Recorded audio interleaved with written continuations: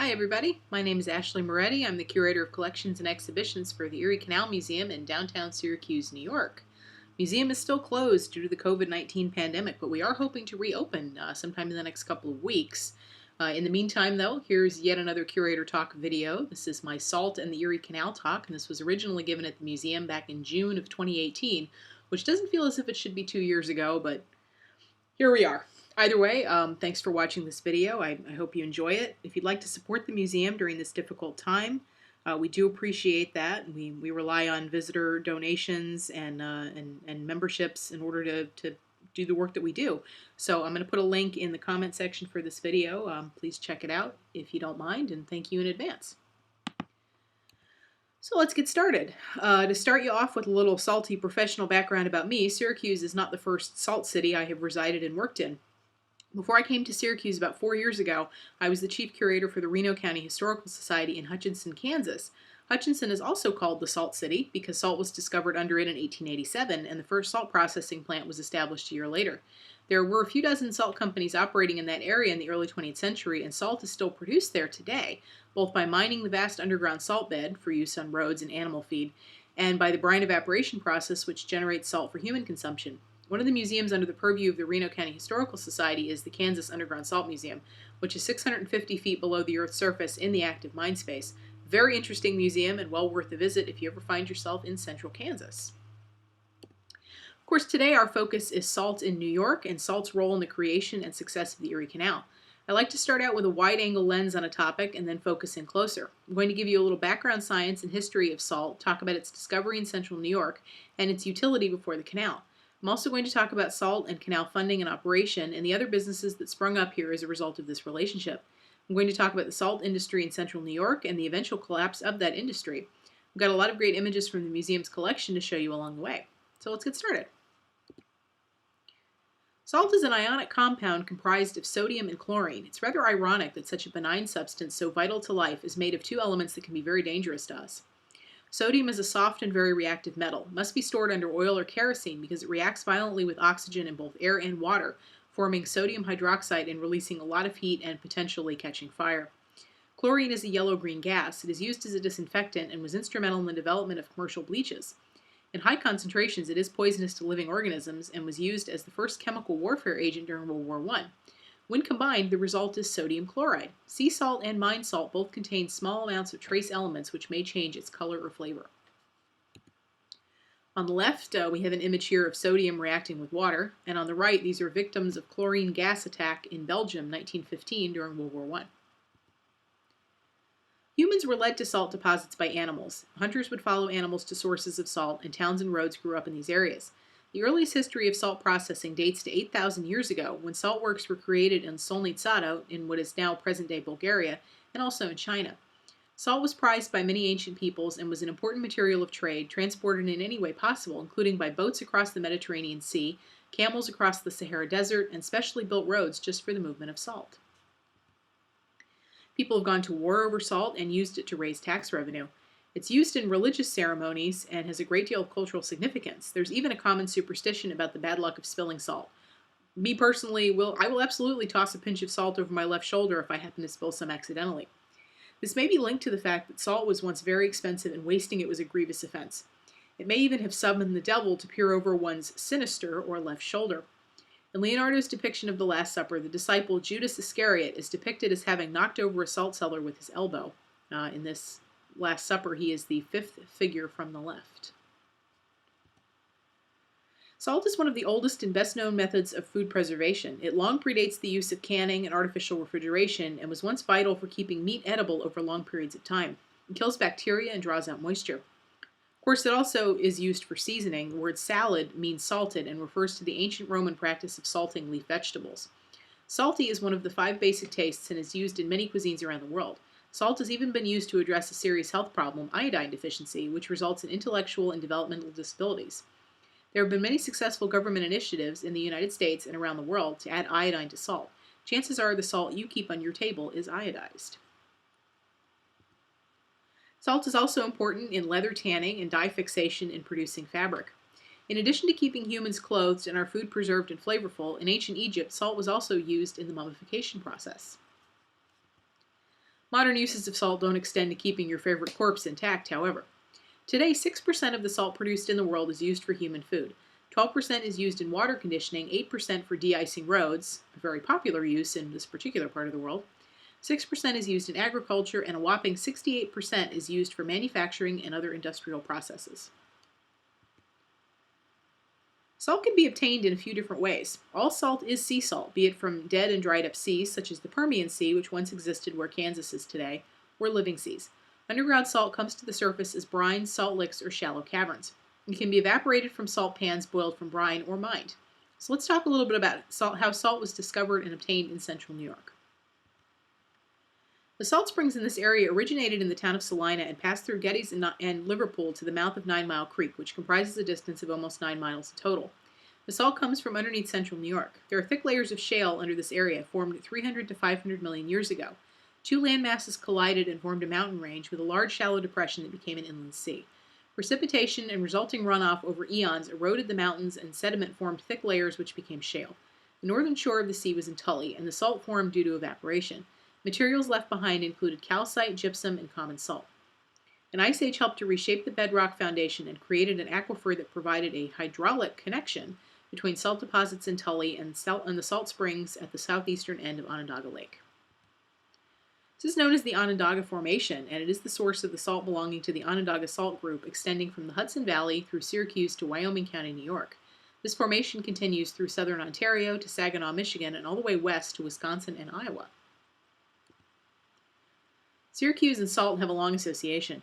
Jesuit missionaries who visited the area in the 17th century were the first Europeans to report finding saltwater springs at Onondaga Lake, which was then known as Salt Lake. Father Simon Lemoyne visited in 1654 and was shown the evil springs. He wrote, "We arrived at the entrance to a little lake, and taste the water from a spring of which these people dare not drink, as they say there is an evil spirit in it which renders it foul. Upon tasting it, I find it to be a spring of salt water. We made some salt from it and are carrying a sample of it to Quebec." From such humble and inauspicious beginnings, the salt industry in Syracuse came to supply the majority of the salt used in this country in the 19th century. It was the very first industry here. British settlers in this area took an interest in Onondaga Lake and the surrounding area in the early 18th century. Sir William Johnson acquired 200,000 acres of land in Mohawk country near what is now Johnstown, New York. The French were planning to secure a military post near the salt springs, and Johnson negotiated rights to Onondaga Lake and land around it. This deal was later declared invalid. After the Revolutionary War, the 1784 Treaty of Fort Stanwix transferred lands around Onondaga Lake from the Onondaga people to local salt producers, with the stipulation that the land would be used to produce salt for the common use of everyone. The area was designated by New York State as the Onondaga Salt Springs Reservation. The salt works covered almost 1,000 acres and were about 9 miles long by 11 miles wide. 1788 was really the year that things got going. Early Syracuse settlers, Colonel Comfort Tyler and Major Asa Danforth, arrived in the area in 1788 and began boiling salt. Both were Revolutionary War veterans who gained the land and a grant from the federal government. By 1792, there were 6 families set up here, and they were living and working in Salt Point, which later became known as Salina. Living conditions were not comfortable. Everything was swampy, and malaria was a constant threat. It was rough going. The work was hard, and transportation was difficult because there was no system of roads in the area. As time went on, the process became more involved and extensive, and the operations evolved. More and more people came to the area to get in on the ground floor of the salt industry. The state stepped in to regulate this industry and impose taxes, and also to lease out land near the lake so that salt production facilities could be built. The state was also responsible for inspecting and weighing the salt. Now, this is an interesting document from the museum's collection. This is a memorandum dated April 4th, 1807. It was sent to Asa Danforth from Matthew McNair concerning Onondaga salt being shipped from Oswego to Pittsburgh. Of course, we already know who Asa Danforth was, but Matthew McNair was also an interesting figure. He was a Scottish immigrant, was in the forwarding business, organizing shipment of goods, and purchased his first schooner in 1803 and had another built the following year. This was the beginning of a successful industry in shipbuilding in Oswego on Lake Ontario. By the late 1840s, he was the oldest forwarder in Oswego. Salt was hard to obtain from abroad during the War of 1812, and the salt production in Syracuse became even more important.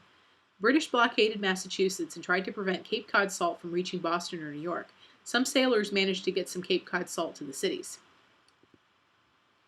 So salt actually wasn't mined in this area. It was produced either through boiling or evaporation. The very first production method used an iron kettle of 5 to 15 gallons in which salt brine would be heated and the water boiled off, leaving salt behind. This was pretty slow and inefficient, but it was a basic method and it was really easy for anybody to do it. In the beginning, salt producers were squatters or homesteaders, often just passing through the area. They boiled salt and used it to barter for other goods. In 1797, there were only 170 kettles in use, but by the following year, there were over 300. A specialized structure was created for this process called a boiling block. Brine was brought up by a large drilling rig and then released into the kettles. Log pipes were used in the process because they didn't corrode from the salt. The pepperidge tree in particular was very well suited to this usage and is actually now virtually extinct within a radius of 10 miles of Syracuse. Here's an image showing log pipes moving brine. We don't have a lot of photos of the boiling process as it largely predates the invention and adoption of photography in the mid-19th century, but here is a woodcut image of a boiling block all set up. Here is a photo that I came across of an interior of a boiling block showing vats of finished salt. As the brine boiled, impurities, which were called bittern, would settle out at the bottom of the kettle into a pan. It would be removed from the water as a chalky paste discharged into a waste stream. The boiling block consisted of a chimney, block, iron kettles, and a firing pit. The kettles, up to 50 or more, would be mounted in a foundation of limestone or brick known as the block. A tall chimney was located at one end of the block, and the firing pit ovens were located at the other. Fires would be built under the first few kettles, and parallel flues ran under the rows of kettles. The 100-foot-tall chimney drew the heat and smoke under the rest of the kettles, which became progressively smaller and thinner along the block, by way of tunnels. This would heat the kettles and cause the brine to evaporate, producing a fine-grained salt. Moist salt would drain in baskets suspended over the kettles and would then be piled into drying bins on both sides of the block using wooden shovels. This process was ongoing night and day. Entire families would participate in the work, with men, women, and children. It wasn't the safest place to be employed. You could get splashed by boiling brine or fall into a kettle or experience heat exhaustion from the high temperatures in the boiling blocks. The work would go on for periods of 2 weeks and then stop for a few days to clean out the equipment. Creosote would build up from the wood burning, and this was flammable material. The cleaning would often be done by children as they were small. Then the boiling would resume. The other means of producing salt was the solar method. This method took over in the late 1840s due to a fuel supply issue. Salt production and farming had depleted the local supply of wood, and coal from Pennsylvania had to be brought in to produce the heat necessary, which increased the costs of salt production by boiling. The solar method began by letting salt brine sit to allow the impurities to settle to the bottom of the holding vats. As salt crystals formed in the heat of the sun, the workers would push them to the front of the aprons, 3-inch deep wooden trays. Workers used a tool called a muddle. From here, salt crystals would be placed in wooden buckets with holes for drainage. The finished salt was taken to a warehouse for final drying and storage. From here, it would be distributed. New York salt had a coarse grain preferred by many people, making it very popular. So now I'm going to show you a bunch of really cool images of salt production from the museum's collection. This is a salt mill on the Geddes basin of the canal, just west of Syracuse in the 1870s. And a salt sheds on the Oswego Canal. Syracuse was the junction point of the Erie Canal and the lateral Oswego branch, which ran up to Lake Ontario. Here are some solar vats and covers in Syracuse. And here are 2 men shoveling salt into a hopper that would be used to fill a railroad car to dispatch the salt. Men moving coarse salt into a wagon. This is a salt pump house and some solar vats as well. Solar vats and covers. More pump houses and covered vats. Covered vats. And here are some baskets of finished salt awaiting distribution. So this was a weather-dependent process, and as we all know, the weather in central New York isn't always favorable for outdoor pursuits. Salt manufacturers had a salt boss who would watch the weather. If it was going to rain, a bell would be rung, and everyone would rush to push the covers over the salt. This is the bell tower at Galeville at the eastern end of Salina. And here are some homes that were owned by salt workers. These were located north of West Genesee Street. And finally, some salt workers themselves. This was a group of Irishmen that worked in the salt industry in Syracuse. The salt industry was wildly successful. In 1862, the peak year of production, the salt works produced 9 million bushels, worth about $30 million. It's notable this was also the middle of the Civil War. It was thanks to salt production in Syracuse that the North had a secure supply. Northern forces controlled salt mines in Virginia and Louisiana, cutting off that southern supply. This lack of salt is thought to be a major contributing factor to the southern loss of the war. The salt industry spurred the need for other industries to operate in the area. These included basket weaving, to make salt baskets, blacksmithing, to create salt scoops and bittern pans, and coopering, to make barrels for the salt. The success of the salt industry also facilitated a transition of farms from wheat to pork production, and pork curing required a lot of salt. This is Mr. David Sinclair in his Green Street blacksmith shop. Onondaga Lake also became a major tourist attraction with hotels, restaurants, and amusement parks. People came from as far away as New York City to visit the lake, and fish from the lake were served in restaurants around the state. One of the most popular resorts at the lake was Iron Pier, which was located where Destiny USA is now. The pier offered various recreational activities as well as steamboat services to other resorts around the lake. Unfortunately, not all the effects of the salt industry were positive. The Solvay Process Company used the local presence of salt brine and limestone to produce soda ash beginning in 1881. They also produced organic chemicals and chlorine gas in 1918. Waste produced from these industrial processes was landfilled along the western and southwestern parts of the lake, and sometimes was discharged directly into the water, degrading water quality. The additional dumping of sewage and other industrial wastes further damaged the lake, which was declared unsafe for swimming in 1940, and fishing was banned by the 1970s. Work was started to clean up the contamination, and state and federal laws and resulting sewage treatment helped to improve water quality, but the lake is still contaminated by mercury, chlorinated solvents, and other materials. So, of course, this wouldn't be a curator talk on behalf of the Erie Canal Museum without your prescribed dose of Erie Canal history. As I'm hoping you already know, we are currently in year 3 of the 8-year-long bicentennial of the original Erie Canal. Original construction began July 4, 1817 in Rome, New York, and continued until the canal officially opened October 26, 1825. Presence of salt in the area helped to play a role in the decision to pursue this massive public works project that became the Erie Canal. Joshua Foreman is known as the founder of Syracuse. He had come from downstate, but he established himself as a businessman and statesman here, and had a hand in the local salt industry as it boomed, even being credited as the originator of the solar salt evaporation process in Syracuse. During his time as a state representative for the area, in 1807 he introduced a resolution calling for a survey to explore the feasibility of a canal across the state. Of course, Syracuse itself became a city as a result of the canal. Syracuse was really no one's idea of a super attractive area for a city. It was low and swampy, but the salt was here. Even the land itself was salvaged as a result of the canal. When the northern outlet of Onondaga Lake was dredged for the canal, the wetlands on the southern side dried up, and Syracuse grew up quickly in this space. It went from a few houses and a tavern to one of the major cities along the canal route, with a population of 22,000 by 1850, just 25 years after the opening of the canal. In 1810, the Erie Canal Commission took a 53-day trip across the state and back. This trip included later governor and political spearhead of the canal project, DeWitt Clinton, as well as other canal notables. Their task was to assess feasibility of the canal project, and they were quite impressed with the salt deposits in central New York and the financial implications of this. Before the canal system was built, local salt was hauled by mules or shipped on boats on the Seneca and Oswego rivers. When barrels reached Oswego, they would be sent by schooner to the lower Niagara River, portaged around Niagara Falls, and then sent on to Lake Erie to shipment further west. Erie Canal helped to make New York salt a hot commodity. Salt from Cape Cod lost its competitive advantage to New York salt once the canal was built. New York salt could be transported more efficiently, and local salt producers borrowed manufacturing ideas used in Cape Cod. From the Massachusetts paper, the Barnstable Patriot of September 4, 1830, the salt springs are in the town of Liverpool, Salina, and Syracuse in the county of Onondaga. The works which we had an opportunity of examining in Syracuse are constructed upon the plan of the works upon the Cape and on our own coasts and beaches, open and extensive vats, covered at night and during rainy and wet weather. But evaporation is hastened by boiling the water in kettles constructed on purpose in Liverpool and Salina. Wood is abundant and so cheap that the expense is very trifling. The water is drawn up by horse and steam power, and it is estimated that 90 gallons of water will make one bushel of salt. So perfectly is the water saturated with salt.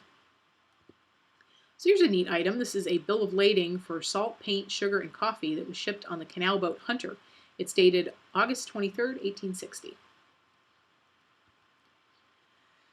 So the Erie Canal was also the ditch that salt built. How did salt help to pay for the canal?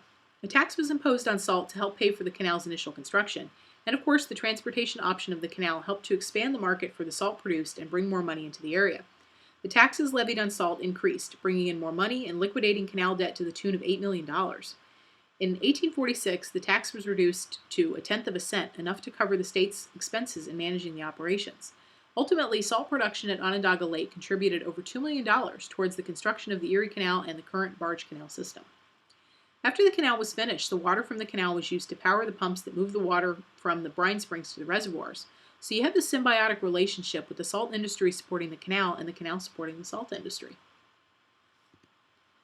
This is a canal toll broadside from 1825. Salt is the first listing at 5/10 of a cent.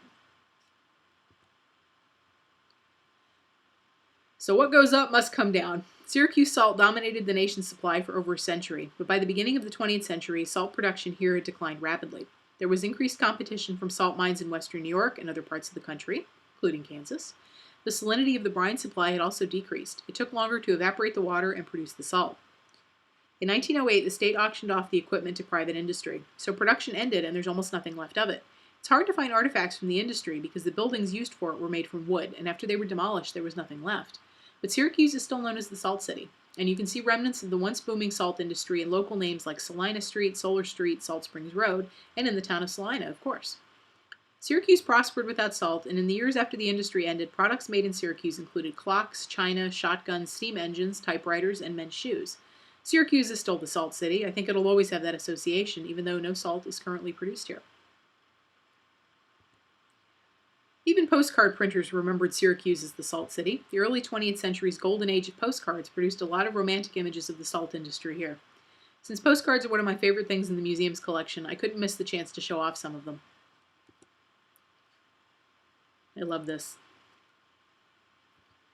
And this one even has a mule. Syracuse has become synonymous with a notable dish of central New York, salt potatoes. They originated in Syracuse.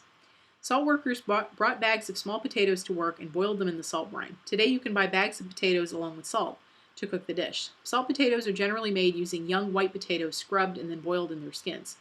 The cooking water is very salty and the resulting potatoes are creamy as the starch cooks more completely because of a higher boiling point induced by the salinity of the water. After cooking, the potatoes are served with butter. I have yet to try these and I've been here almost 4 years now.